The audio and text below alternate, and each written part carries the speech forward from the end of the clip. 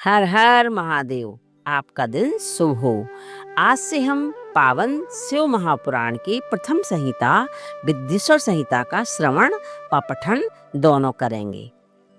आप सभी भी भक्ति भाव से इसका श्रवण करें और भगवान शंकर की असीम कृपा प्राप्त करें। श्री पुराण पुरुषोत्तमाय नमः। श्री गणेशाय नमः। श्री शिव महापुराण विद्येश्वर संहिता। प्रयाग में सूत जी से मुनियों का तुरंत पापनाश करने वाले साधन के विषय में प्रश्न। आद्यंत मंगलम जात समान भाव मार्यम तमीशम ज राम रमात्मदेवम पंचाननम प्रबल पंच विनोद शीलम संभाववे मनसी संकर्मम विकेशम। जो आदि और अंत में तथा मध्य में भी नित्य मंगलमय हैं, जिनकी समानता अथवा तुलना कहीं भी नहीं है, जो आत्मा के स्वरूप को प्रकाशित करने वाले देवता परमात्मा हैं, इनके 5 मुख हैं, जो खेल ही खेल में अनायास जगत की रचना, पालन और संहार तथा अनुग्रह एवं तिरोभाव रूप 5 प्रबल कर्म करते रहते हैं, उन सर्वश्रेष्ठ अजर अमर ईश्वर अंबिकापति भगवान शंकर जी का मैं मन ही मन चिंतन करता हूँ। व्यास जी कहते हैं, जो धर्म का महान क्षेत्र है और जहाँ गंगा यमुना का संगम हुआ है, उस परम पुण्यमय प्रयाग में जो ब्रह्मलोक का मार्ग है, सत्यवत में तत्पर रहने वाले महातेजस्वी महाभाग महात्मा मुनियों ने एक विशाल ज्ञान यज्ञ का आयोजन किया। उस ज्ञान यज्ञ का समाचार सुनकर पौराणिक शिरोमणि व्यास शिष्य महामुनि सूत जी वहां मुनियों का दर्शन करने के लिए आए। सूत जी को आते देख वे सब मुनि उस समय हर्ष से खिल उठे और अत्यंत प्रसन्न चित्त से उन्होंने उनका विधिवत स्वागत सत्कार किया। तत्पश्चात उन प्रसन्न महात्माओं ने उनकी विधिवत स्तुति करके विनय पूर्वक हाथ जोड़कर उनसे इस प्रकार कहा। सर्वज्ञ विद्वान रोमहर्षण जी, आपका भाग्य बड़ा भारी है। इसी से आपने व्यास जी के मुख से अपनी प्रसन्नता के लिए ही संपूर्ण पुराण विद्या प्राप्त की, इसलिए आप आश्चर्य स्वरूप कथाओं के भंडार हैं। ठीक उसी तरह जैसे रत्नाकर समुद्र बड़े बड़े सारभूत रत्नों का आगार है, तीनों लोकों में भूत वर्तमान और भविष्य तथा और भी जो कोई वस्तु है वह आपसे अज्ञात नहीं है। आप हमारे सौभाग्य से इस यज्ञ का दर्शन करने के लिए पधार गए हैं और इसी व्यास से हमारा कुछ कल्याण करने वाले हैं, क्योंकि आपका आगमन निरर्थक नहीं हो सकता। हमने पहले भी आपके शुभाशुभ तत्व का पूरा वर्णन सुना है, किंतु इससे तृप्ति नहीं होती, हमें इसे सुनने की बारंबार इच्छा होती है। उत्तम बुद्धि वाले सूत जी, इस समय हमें एक ही बात सुननी है। यदि आपका अनुग्रह हो तो गोपनीय होने पर भी आप उस विषय का वर्णन करें। घोर कलयुग आने पर मनुष्य पुण्य कर्म से दूर रहेंगे, दुराचार में फंस जाएंगे और सबके सब सत्य भाषण से मुंह फेर लेंगे, दूसरों की निंदा में हमेशा तत्पर रहेंगे, पराये धन को हड़प लेने की इच्छा करेंगे, उनका मन पराई स्त्रियों में आसक्त होगा, वे दूसरों प्राणियों की हिंसा किया करेंगे, अपने शरीर की को ही आत्मा समझेंगे, मूढ़ नास्तिक और पशु बुद्धि होने वाले होंगे, माता पिता से द्वेष रखेंगे, ब्राह्मण लोभ रूपी ग्रह के ग्रास बन जाएंगे, वेद बेचकर जीविका चलाएंगे, धन का उपार्जन करने के लिए ही विद्या का अभ्यास करेंगे, मद से मोहित रहेंगे, अपनी जाति के कर्म छोड़ देंगे, प्राय दूसरों को ठगेंगे, तीनों काल की संधि उपासना से दूर रहेंगे, ब्रह्म ज्ञान से शून्य होंगे, समस्त क्षत्रिय भी स्वधर्म का त्याग करने वाले होंगे, कुसंगी पापी व्यभिचारी होंगे, उनमें शौर्य का अभाव होगा, वे कुत्सित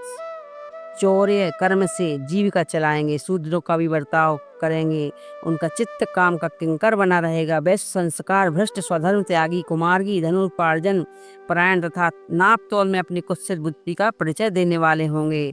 इसी तरह शूद्र ब्राह्मणों के आचार में तत्पर होंगे, उनकी आकृति उज्ज्वल होगी, अर्थात वे अपना कर्म धर्म छोड़कर उज्ज्वल वेशभूषा से विभूषित व्यर्थ घूमेंगे, वे स्वतः ही अपने धर्म का त्याग करने वाले होंगे, उनके विचार धर्म के प्रतिकूल होंगे, वे कुटिल और द्विज निंदक होंगे, यदि धनी हुए तो कुकर्म में लग जाएंगे, विद्वान हुए तो वाद विवाद करने लगेंगे, अपनों को कुलीन मानकर चारों वर्णों के साथ वैवाहिक संबंध स्थापित करेंगे, समस्त वर्णों को अपने संपर्क से भ्रष्ट करेंगे, वे लोग अपनी अधिकार सीमा से बाहर जाकर विजित सत्कर्मों का अनुष्ठान करने वाले होंगे, कलयुग की स्त्रियां प्राय सदाचार से भ्रष्ट और पति का अपमान करने वाली होंगी, सास ससुर से दोहे रखेंगी, किसी का भय नहीं मानेंगी, मलिन भोजन करेंगी, कुछ हाव भाव से तत्पर होंगी, उनका शील स्वभाव बहुत बुरा होगा और वे अपने पति की सेवा से सदा विमुख रहेंगी। सूत जी, इस तरह जिनकी बुद्धि नष्ट हो गई है, जिन्होंने अपने धर्म का त्याग कर दिया है, ऐसे लोगों को इहलोक और परलोक में उत्तम गति कैसे प्राप्त होगी।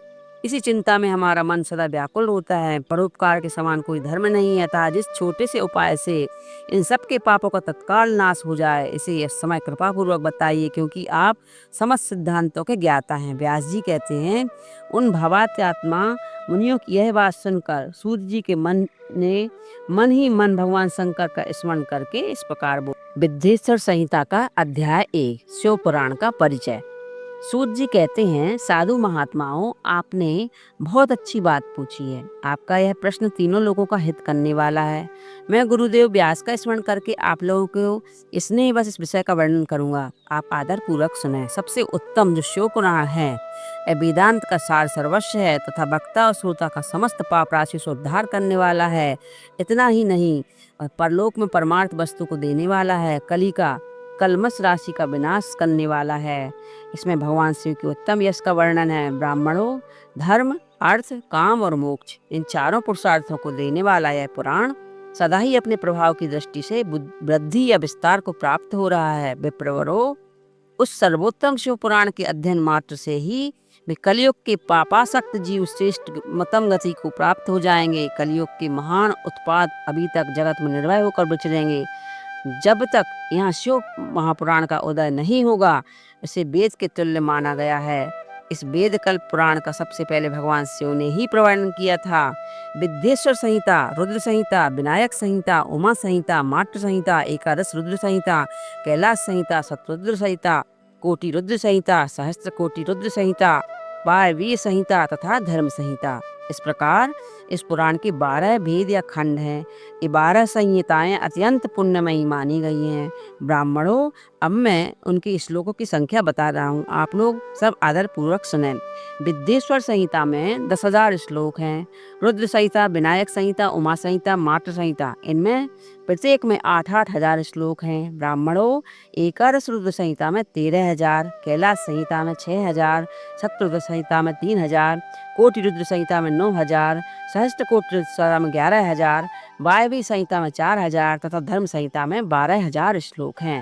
इस प्रकार मूल शिव महापुराण की श्लोक संख्या 1,00,000 है, परंतु व्यास जी ने उसे 24,000 श्लोकों में संक्षिप्त कर दिया है। पुराणों की क्रम संख्या के विचार से इस शिव महापुराण का स्थान चौथा है। इसमें 7 संहिताएं हैं।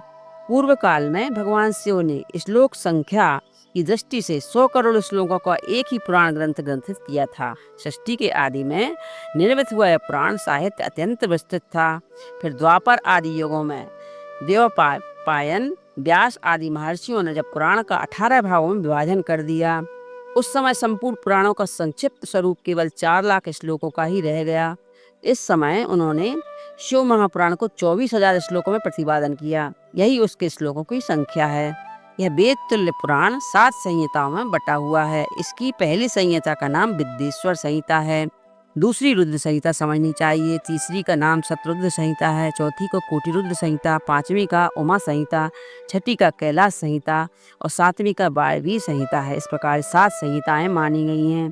इन 7 संहिताओं से युक्त दिव्य शिव महापुराण वेद के तुल्य प्रमाणिक तथा सबसे उत्कृष्ट गति प्रदान करने वाला है। यह निर्मल शिव महापुराण भगवान शिव के द्वारा ही प्रतिपादित है। इसे शैव शिरोमणि भगवान व्यास ने संक्षेप में संकलित किया है। यह समस्त जीव समुदाय के लिए उपकारक, त्रिविध तापों का नाश करने वाला, तुलना रहित और सत्पुरुषों को कल्याण प्रदान करने वाला है। इसमें वेदांत विज्ञान में प्रधान तथा निष्कपट निष्काम धर्म का प्रतिपादन किया गया है। यह पुराण ईर्षा रहित अंतःकरण वाले विद्वानों के लिए जानने की वस्तु है। इसमें श्रेष्ठ मंत्र समूहों का संकलन है तथा धर्म, अर्थ, काम इन त्रिवर्ग की प्राप्ति के साधन का भी वर्णन है। यह उत्तम शिव महापुराण समस्त पुराणों में श्रेष्ठ है। वेद वेदांत में वेद रूप से विलसित परम वस्तु परमात्मा का इसमें गान किया गया है। जो बड़े आदर्श से पढ़ता है और सुनता है, वह भगवान शिव का प्रिय होकर परम गति को प्राप्त होता है। हर हर महादेव।